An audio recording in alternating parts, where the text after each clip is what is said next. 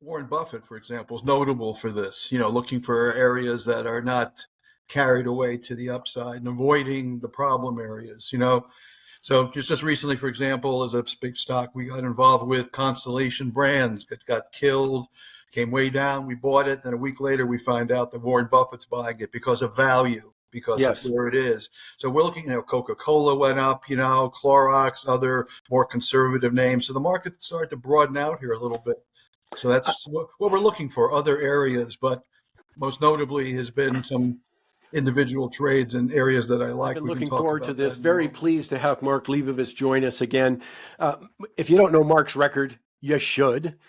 Simply put, he's been Timer's Digest Timer of the Year several times, Gold Market Timer of the Year, Long-Term Timer of the Year, et cetera, et cetera.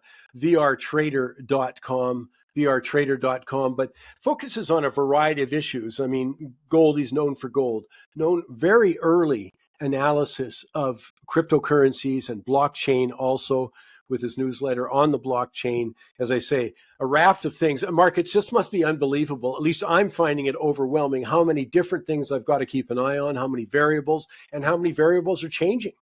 Ultimately, it comes down to sentiment and what the charts are saying. And, I've been doing this for a long time, and you got to just sort of weed through it and, look at the stuff that's clear to you. Yeah. There are some clear markets we can talk about, and there are others that are a bit uncertain. But, the market's been going through a little bit of an unwinding process here.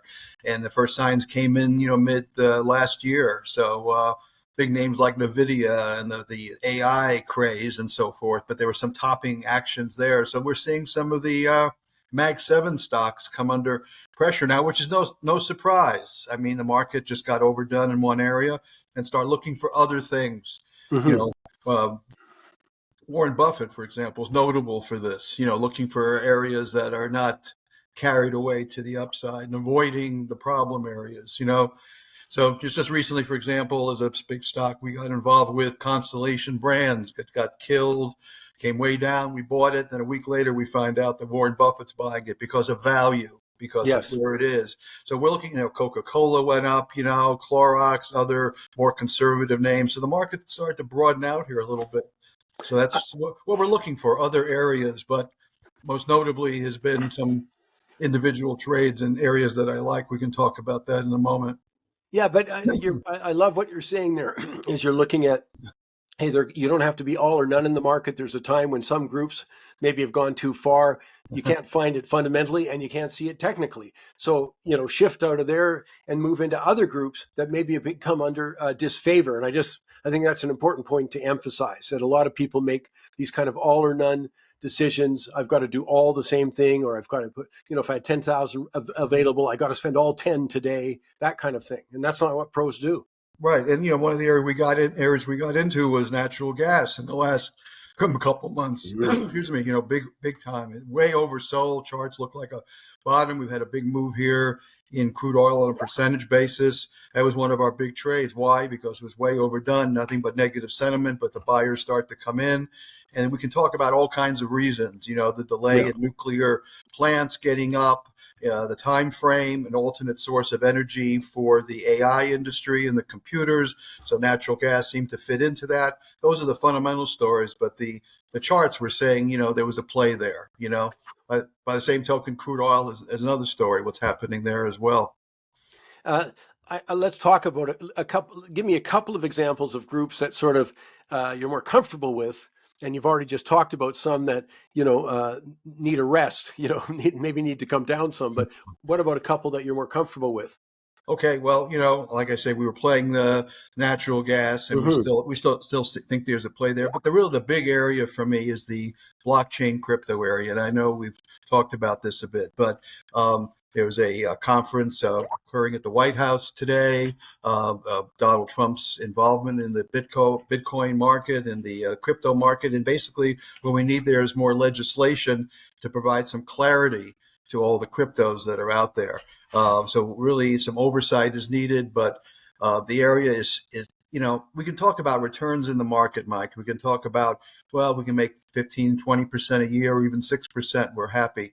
But some of these crypto names, they sound super speculative, but they really are tremendous opportunities here. Chances of making 100, 200, 300% type returns, not 10, 15, 20%. Of Yeah. course, there's an allocation issue. You don't want to put it all in one place. One name, for example, that stands out is XRP, which is produced through a company, Ripple, which you're familiar with. They're supposed to go public this year. That's going to be a big boom to the XRP. It was trading at 30 cents within the last 8-9 months, got to 350. Now it's around 250. Bitcoin has pulled back to one of our pullback numbers. I just think the legislation and the positives coming in with the White House behind it.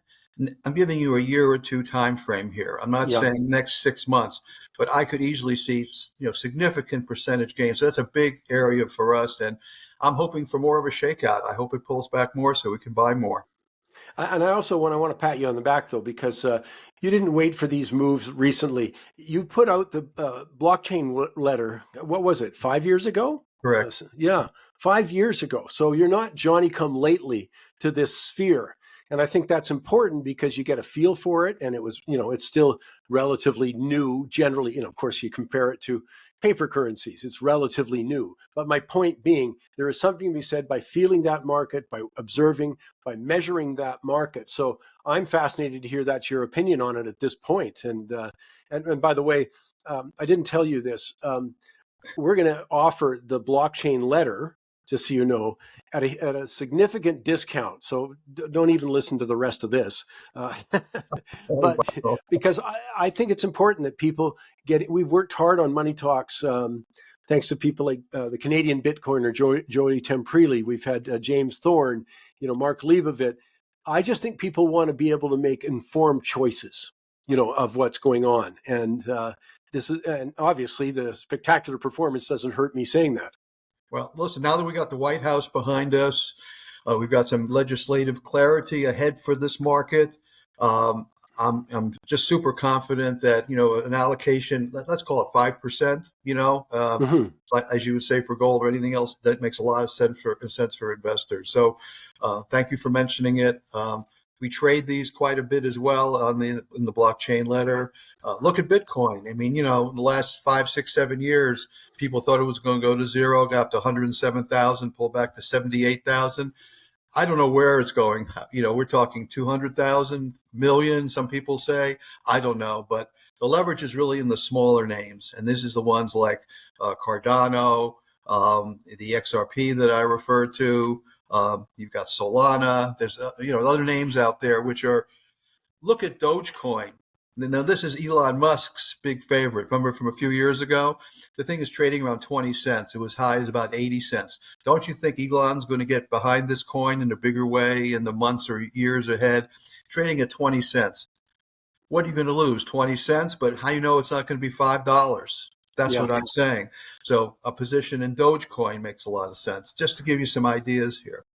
But I'll just say that's why I look at the blockchain letter, because there's too much for me to follow when I'm following so many other things, as you can appreciate. Not just stocks, but I'm following European. I was laughing. I was spending a lot of time on the German budget this week because of the massive changes caused by Trump's moves. But I'm saying, you want to be able to dive down into this. And that's why professional analysts are important, because they can do the deep dive for you.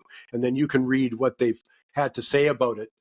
You mentioned a moment ago, because I don't want to run out of time without, you were Gold Market Timer of the Year, so tell me about gold. Well, gold ran up, as you know, after the Hamas invasion into Israel. There was a big push during that, and for good reason, because of uncertainty.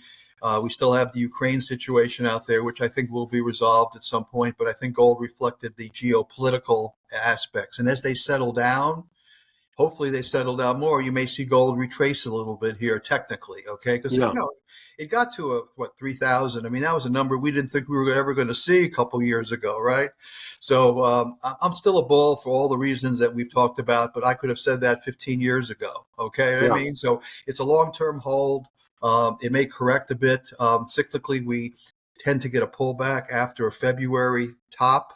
So you're in a seasonally weak period now into the summer. So maybe, it settles back here a little bit. So I wouldn't be chasing it here. If you're in it, stay with it. But I think it reacted to geopolitical events, and calming down of those may put a little pressure on gold short term. Now, if we find out there's no gold in Fort Knox, which I've been skeptical about for decades. And I don't know if they're actually going to go in there and open all the vaults and double check everything. And they may not allow it to happen, Michael, but if they actually get in there, I think they may find out it's not all there. That could really push gold up. So let's see how all that plays out. Should be interesting. Well, a lot of it for me comes back to the U.S. dollar and the movement. And I mean, we've been, and I'm talking as investors, not traders. Which you are a trader. You give investment advice, but here's the traders. But for me, it was just, hey, I'm Canadian. It was just a buy on every dip.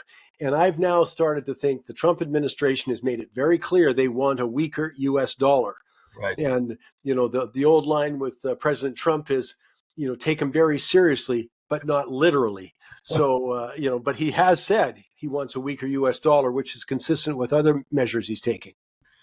And that's good reason to stick with it. And there's a big catch-up play there with silver at some point as well. So, I mean, they're on our list. It's part of our core, holding. We do trade a little bit in them, no question about it. But I'm with you on it. I think, the trend is your friend. I think we're in this next 10 or 15-year cycle, which is still positive, at least to about the year 2030. The work that I do in terms of big picture cycle says we're sort of up into that point in gold. So use the dips, but the leverage is not going to be in gold unless you're trading call options or something. It's going to be in crypto. I mean, that's really where I'm at in terms of the bigger percentage gains. But, it's an allocation decision on the part of investors. Good advice. Let me come back and ask about the broad market again. Would you and again, I just want to be clear. Are you telling us it's not a broad market approach? It's a sector by sector approach. Well, I'm bullish on the market. We're just in a negative cyclical period. I keep talking about cycles in my broadcast, and the March 21st time frame tends to be a low point in the market. It's coming up. You got the Fed meeting coming up in that time frame. It's based on a lot of geocosmic cycle work that I do. It tends to work out. Some of our work says it could stretch into May. So we're in this churning negative period right now in the market, and you can see markets going in all different directions. But I am overall bullish, and one of the reasons I'm bullish is because of the top in crude oil. And this is a Trump effect. And we've actually been playing crude oil short. And I think crude oil is headed down anywhere from $45 to $55 a barrel. Now, that's probably a one-year comment. I'm not saying tomorrow, but we've been playing the short side using ETFs. So that's bullish. That puts money into the pockets of people. Gasoline is cheaper. It's removing a tax from people that exist prior to that. So I think the downtrend in crude oil because of baby drill, baby drill, right? The whole idea is maybe not so good for some. I don't know. A lot of the oil companies still make money even when crude oil is at lower prices. So it doesn't mean the crude oil stocks are going to zero or anything. They're going to make probably a little less money, but maybe they'll still do well because they're opening new fields. But market's bullish when crude oil comes down, and I think that's going to be a big bullish ingredient for the market overall. It's interesting with technical analysis, looking at the charts and volumes. I mean, you're the originator of trading and volumes and the impact on stock prices, et cetera. But boy, I think it's a time even more important because fundamentally it's so difficult with the playing field change. I mean, in Canada, the number one issue is U.S. tariffs. And are they on? Oh, I'll check my watch. Are they off? Are they back on? Are they, Right. And so that's fundamentals, Right. and so I can see a real need for seeing how the market's interpreting all of that through the charts. Well, like I say, the charts are telling us, at least in that market, that we're in a downtrend for a while with some rallies. Maybe something blows out of proportion in the Mideast this next week or so. And crude oil, jumps up again for a few days. I'm not saying it's going to go down every day, but that's overall, pretty bullish for the market. And I appreciate your comment about my volume work. I did a textbook on the subject back in 2011, the Trader's Book of Volume, and it's on our website, and it's about 500 pages going into all the volume indicators out there in the market. And I picked that up when I was a floor trader years ago, Michael. Volume precedes price. You want to follow the smart money. When there's reversals in the volume, that tells you something is going on. Like I mentioned NVIDIA earlier. If you looked at one of my charts in NVIDIA, you see all these negative volume reversals in the chart for the last 6 months. Somebody was selling the stock, even though the fundamentals of AI are so positive. So, I don't want to fight that. That's why I use the volume, as you so kindly referred to. Well, it's a tough concept sometimes because people see a move in the market. They want to know, in quotes, why. they want a fundamental reason, but the market may have well since discounted all of that. Right. I mean, they don't wait till the end of the horse race to place their bet, but I've just found personally, anecdotally, people have trouble with that. They want to know oh, wait a second, were those earnings good? Yeah, and they bet on those about a month ago. Well, there is insider activity in the markets. Yeah. I saw it as a floor trader decades ago. Let people get information ahead of others, and that's just the nature of business and the market. So that could explain the volume patterns, both positive and negative. Let me finish with this and just say, and I know, I mean, it's like I always say, it's like Barbara Walters invaded my body with simple questions. But what it is a tough situation. There's a lot of uncertainty out there. So I want to just sort of sum it up here. So you're definitely not saying all out, with the market. Right. Definitely not saying all in. It depends on the groups. Right. Don't panic out of your gold. Correct. Silver's looking interesting. So again, decide what's your risk, but also your time frame. I mean, am I asking you for 2-week advice or 2-year advice? Well, as the expression goes, there's a bull market somewhere, and we try to find it, right? Yeah. Or maybe just a good bear trade, So that's what we're trying to say. So anyway, summary: my market still in a somewhat negative cyclical period here. Hopefully, it comes out, March or May, the latest, and then. A downtrend in crude oil should continue to help, and I still think the crypto market is the place to be, and there's going to be just a lot of action, and I'm sure other sectors are going to pop up as we move forward here. But I'm happy with our performance. So. Well, no kidding. A couple of positives to finish on is one, as I say, in that whole area of crypto, and Mark's been writing on the blockchain letter, so we're going to put it up. We've talked to his back office. We're going to get a 50% discount for you, and we're going to put up on mikesmoneytalks.ca. You can go there, click on, and subscribe there. We'll put it on our socials too. But again, great news. But the other one is, hey, if you were at the World Outlook Conference, I got better news for you.